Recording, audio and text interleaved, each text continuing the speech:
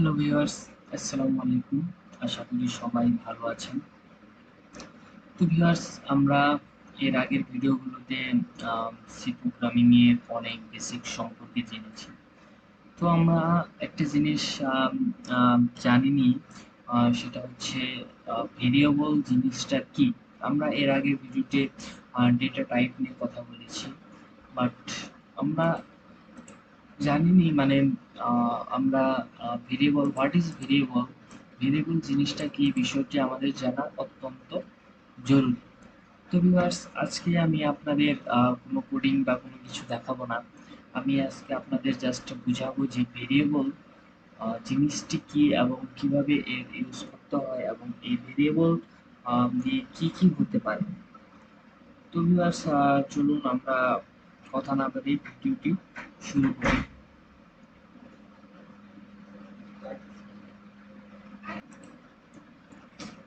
তো ভিউয়ার্স, আপনাদের বোঝার সুবিধার্থে আমি একটি ফটো নিয়ে রেখেছিলাম, সেটি নিয়ে আজকে আমরা আলোচনা করব। আহ, তো ভিউয়ার্স, এখানে আমরা দেখতে পাচ্ছি যে ডেটা টাইপস এবং ভেরিয়েবল রয়েছে। তো ভিউয়ার্স, এই পিকচারটিতে আমরা কিছু জিনিস দেখতে পাচ্ছি। সেই জিনিসগুলো কি? তো ভিউয়ার্স, আমরা এখানে দেখতে পাচ্ছি যে আম, একটি আহ, কর্কের বাক্স, একটি টেনিস বলের আহ, কি বলে ওটিকে, টেনিস বল রাখার যে পাত্র বা বক্স বক্স বলে থাকি আমরা।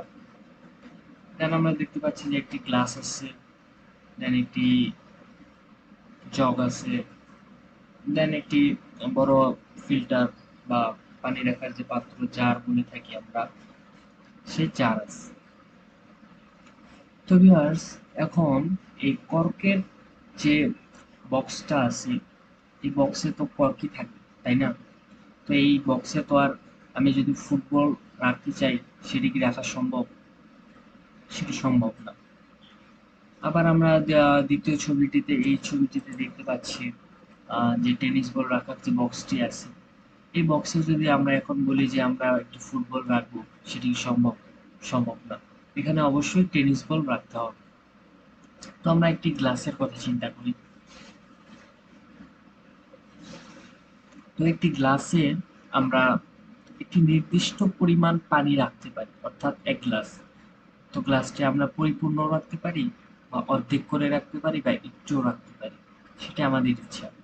বাট আমরা কিন্তু এই এক গ্লাসের বেশি পানি আমরা কখনো সেই গ্লাসটিতে রাখতে পারবো না।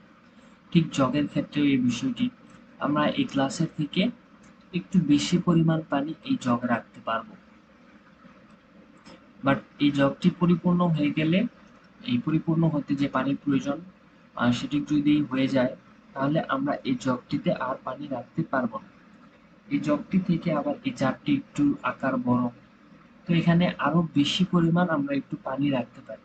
তো পানি পানি বা তরল জাতীয় বা দুধ, তরল জাতীয় যে কোনো পদার্থ আমরা এই তিনটি জিনিসে রাখতে পারি।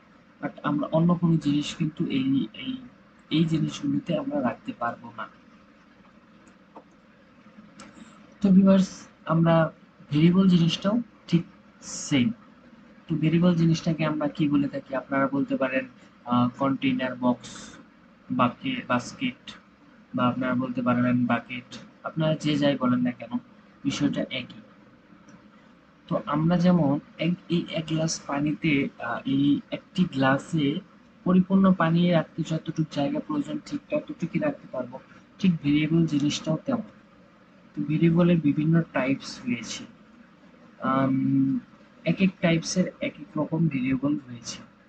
তো আমরা ধরেন এই ক্লাসটিতে আমরা যে ভেরিয়েবল, ধরেন আমরা এই ক্লাসটিতে একটি ভেরিয়েবল ইউজ করব।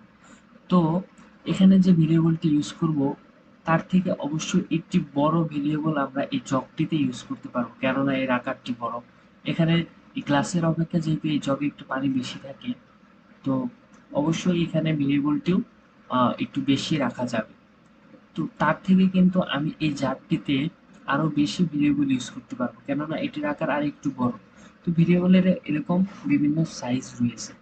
তো এখন যে সাইজের ভেরিয়েবল, অবশ্যই সেই সাইজের কন্টেইনার, বক্স অথবা বাস্কেট অথবা বাকেট আমাদের ইউজ করতে হবে। অর্থাৎ ভেরিয়েবল জিনিসটা হচ্ছে এমন, সেইটি কর্ক লাগবে নাকি টেনিস বল রাখবে নাকি পানি রাখবে, সেটি তার উপর নির্ভর করে। তার উপর নির্ভর করে আমাদের এই বাক্সগুলো সিলেক্ট করে নিতে হবে। ভিউয়ার্স, আমরা ছোটবেলায় একটি বিষয় পড়েছি, সেটি হচ্ছে চলক। চলক চলক যার মান হচ্ছে পরিবর্তনশীল, অর্থাৎ ভেরিয়েবল জিনিসটাও তাই। এটি তার আকার বা আকৃতি বা সাইজের উপর নির্ভর করে তার মান পরিবর্তন হয়ে থাকে। তো ভিউয়ার্স, আশা করি আপনারা আজকে ভেরিয়েবল জিনিসটি বুঝতে পেরেছেন। আপনাদের ভেরিয়েবল নিয়ে আর কোনো ডাউটস নেই, ভেরিয়েবল কেন ইউজ করতে হয় সেটি আপনারা বুঝতে পেরেছেন, কোন টাইপের জন্য কেমন ভেরিয়েবল দরকার সেগুলো আপনারা বিস্তারিত জানতে পেরেছেন। আমার ভিডিওটি যদি আপনাদের ভালো লেগে থাকে অবশ্যই লাইক এবং সাবস্ক্রাইব করে দেবেন। ধন্যবাদ সবাইকে। আসসালামু আলাইকুম।